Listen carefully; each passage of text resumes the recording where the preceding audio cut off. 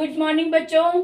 आज मैं आपके लिए हिंदी की बिंदी का चैप्टर लेकर आई हूँ कि हिंदी में कितने प्रकार की बिंदी लगती हैं और उन्हें क्या क्या नाम दिया गया है, उसके उदाहरण सहित आज हम बात करेंगे, अभ्यास करेंगे और साथ में हम बताएंगे कि यह बिंदी का महत्व क्या है। तो आज की क्लास शुरू करते हैं अवना कालिया के साथ। जल्दी से सब्सक्राइब कर दें, अगर अभी तक सब्सक्राइब नहीं किया लाइक कर दें और कमेंट करके मुझे बताएं कि आपको मेरी क्लास कितनी पसंद आती है और आपको कितना समझ आता है। मुझे ये कमेंट करके जरूर बताएं ताकि मेरा भी मनोबल बढ़े, मैं और भी उत्साह के साथ नई क्लास के साथ प्रस्तुत हूँ। तो आज मैं लाई हूँ हिंदी की बिंदी। जैसा कि हिंदी शब्द में ही बिंदी लगी हुई है और बिंदी शब्द में भी बिंदी लगी है, तो इसका क्या मतलब है। हिंदी की जो बिंदी है इसे हम अनुस्वार का नाम देंगे। अनुस्वार इसलिए देंगे क्योंकि अनुस्वार जो होता है वो मुख्य रूप से स्पर्श व्यंजन के पांचवें वर्ण के स्थान पर लगता है ये, और यहाँ पर भी वही है।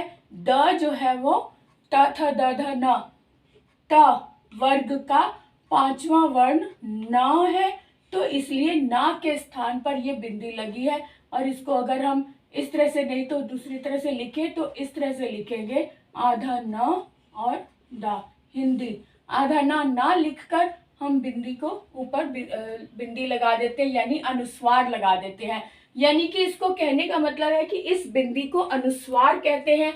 और बिल्कुल इसी तरह से बिंदी की बिंदी में भी द है, द यानी त वर्ग है, त वर्ग का पांचवा वर्ण न है, तो न के स्थान पर ये अनुस्वार लगा है, बिल्कुल इसी तरह से जैसे कि हिंदी में लगा है। अब बात करते हैं कि इस जैसे यहाँ पे अनुस्वार लगा है, इसके मैंने उदाहरण ये एग्जाम्पल लिखे हैं। अनुस्वार ये है और इसके उदाहरण क्या होंगे, जैसे कि अभी बताया, ऐसी और भी उदाहरण देख लेते हैं। जैसे कि कंबल, एक उदाहरण ले हम कंबल, और ये चांद है यानी चंद्र बिंदु है। चंद्र बिंदु का उदाहरण लेते हैं हम आंख, और विसर्ग का उदाहरण हम ले लेते हैं स्वतः, है ना, स्वतः। और ड़ा का उदाहरण ले लेते हैं जैसे पढ़ना या गिर पड़ना, जिसको बोलते हैं गिर। एक तो पढ़ना होता है और एक गिर पड़ा, ये पड़ा वाला ड़ा है। और उसके बाद आता है ये ङ, इसको बोलते हैं ङ। ये क वर्ग का पांचवा वर्ण है, क वर्ग का पांचवा वर्ण है। ङ जिसकी साउंड अंग वाली आती है, कंठ से आवाज आती है इसकी, कंठ और नासिक, क्योंकि ये नासिक भी है और कंठ इसके उच्चारण भी है, तो इसकी साउंड यहाँ पर भी एक बिंदी लगी है। इस बिंदी के कारण ये ङ हो जाता है। अगर यहाँ बिंदी ना लगे तो ये ड है, नीचे बिंदी लग गई तो ये ड़ा बन गया। इस तरह से एक और है फ, जैसे फ लिखा है तो फ के नीचे जो बिंदी आई है इसको नुक्ता बोलते हैं। क्या बोलते हैं? नुक्ता। और ये उर्दू के शब्दों में यानी फारसी भाषा से आया है। फारसी की भाषा में जो नीचे अक्षर लग जाते हैं उसकी साउंड भी थोड़ी बदल जाती है। जैसे कि फारसी शब्द ही ले लो, फारसी इस तरह से लिखेंगे, फारसी भाषा है, तो यहाँ बिंदी लगने से फ की साउंड आती है, और अगर हम बिंदी ना लगाएं तो फ, और अगर हम बिंदी ना लगाएं तो फ से फल वाला फ बनता है। और ऐसे अगर ये इसी तरह से और भी अक्षर होते हैं, जैसे ख बोल दिया तो ह, और अगर क बोल दिया तो क जो है वो क इस तरह से बोला जाएगा बिना बिंदी के, क कबूतर। लेकिन क किताब, गले से आवाज आती है किताब, इस तरह से साउंड थोड़ी बदल जाती है।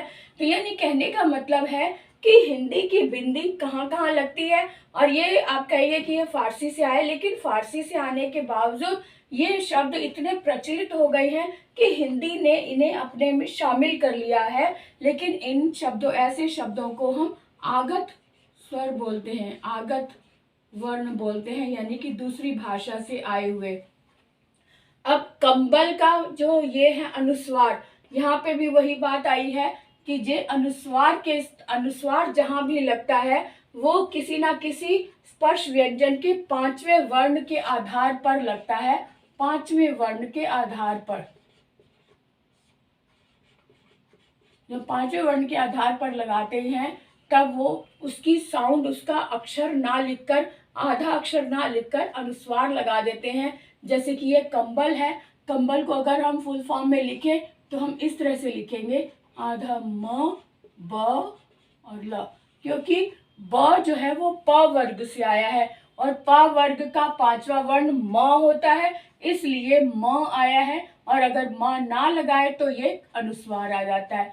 बाकी देखिए, आंख, चंद्र बिंदु जहां भी लगता है, चंद्र बिंदु हमेशा दीर्घ स्वर में लगता है। पहली बात तो ये कि दीर्घ स्वर में लगता है, और दूसरी बात ये कि कई बार दीर्घ स्वर होने के बावजूद वहां पर अनुस्वार लगा होता है, लेकिन अनुस्वार इसलिए लगता है क्योंकि ऊपर कई बार मात्रा लगी हुई होती है, तो वहां स्थान कम होने के कारण सिर्फ अनुस्वार लगा देते हैं। जैसे कि ईंट, ईंट दीर्घ स्वर है, लेकिन ईंट पर हमेशा चंद्र बिंदु नहीं होता, अनुस्वार होता है। लेकिन इसका कारण ये है कि यहाँ पर ऊपर ये टोपी लगी हुई है, इसके कारण, जगह ना होने के कारण यहाँ पे सिर्फ बिंदी लगाई गई है। वास्तव में ये ईंट चंद्र बिंदु ही है, चंद्र बिंदु ही इसमें लगता है, लेकिन स्पेस कम होने के कारण बिंदी लगाई जाती है।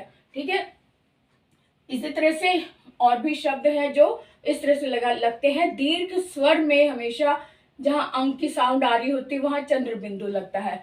अब आते हैं स्वतः, ये विसर्ग है। विसर्ग हमेशा संस्कृत के शब्दों में प्रयोग में लाते हैं, लेकिन हिंदी में अगर प्रयोग में लाया जा रहा है तो वो तत्सम शब्द होंगे।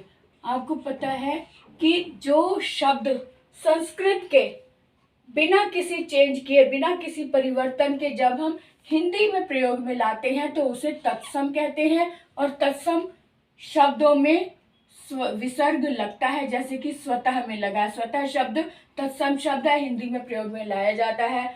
अब आते हैं गिर, जैसे ये ड़ा है, डा पे नीचे बिंदी लगी है तो इसकी साउंड ड़ा हो गई, गिर पड़ना, गिर पड़ा, है ना, इस तरह से। और अगर इसमें बिंदी ना लगे तो ये ड है, नीचे बिंदी लगी तो अड़ा है। और इसी तरह से अगर एक शब्द होता है ढ, ढ में ढ से ढक्कन है, लेकिन इसमें अगर बिंदी नीचे लग गई तो ढा बन गया। अब यहाँ देखो, ये है, ये भी ड है, लेकिन ड के साइड में अगर यहाँ पे बिंदी लगी तो इसकी साउंड फिर से बदल गई। इसको हम कहेंगे ङ। ङ यानी कि गले में से, कंठ में से आवाज आती, साथ में नाक से आवाज आती है, नासिक के भी है और कंठे भी है। तो कंठे होने के कारण इसकी साउंड गले से आ रही है, ङ कहेंगे, ना कि इसको डा कहेंगे, क्योंकि ये क वर्ग का 5वां वर्ण है। अब देखो फ में जो नीचे बिंदी लगी है इसको नुक्ता बोलते हैं, जिसे फारसी भाषा से लिया गया है। फारसी भाषा के अंतर्गत उर्दू आती है, उर्दू के शब्दों में इसे इस्तेमाल किया जाता है। फ, क, ख, जिनके शब्दों के नीचे बिंदी लग जाती है वो उसकी साउंड गले के अंदर से ख इस तरह से आती है। तो ऐसे शब्दों को हम आगत बोलते हैं, क्योंकि ये हिंदी के शब्दों में शामिल कर लिए गए हैं, लेकिन ये हिंदी के शब्द नहीं है, फारसी भाषा से आए हैं। बाकी सब ये हिंदी के हैं, तो इसीलिए हिंदी की बिंदी में इसे शामिल कर लिया गया है। तो आपको समझ आया कि हिंदी की बिंदी में क्या क्या, किस किस प्रकार की बिंदियां हो सकती हैं। ये एक छोटी सी बात मैंने समझाना चाह रही थी कि बिंदी कहाँ कहाँ और किस तरह से प्रयोग में लाई जाती है। तो आज मेरा ये चैप्टर भी हो गया, और आपको अगर कोई पूछना है, कुछ शंका है, कुछ कंफ्यूजन है, तो आप कमेंट करके पूछ सकते हैं। मुझे बताएं कि अगर कोई बिंदी रह गई है तो भी आप मुझे बताएं कि कोई मिसिंग है, तो आप मुझे कमेंट करके बताएंगे कि और भी बिंदियां हैं जो इस तरह से प्रयोग में लाई जाती हैं।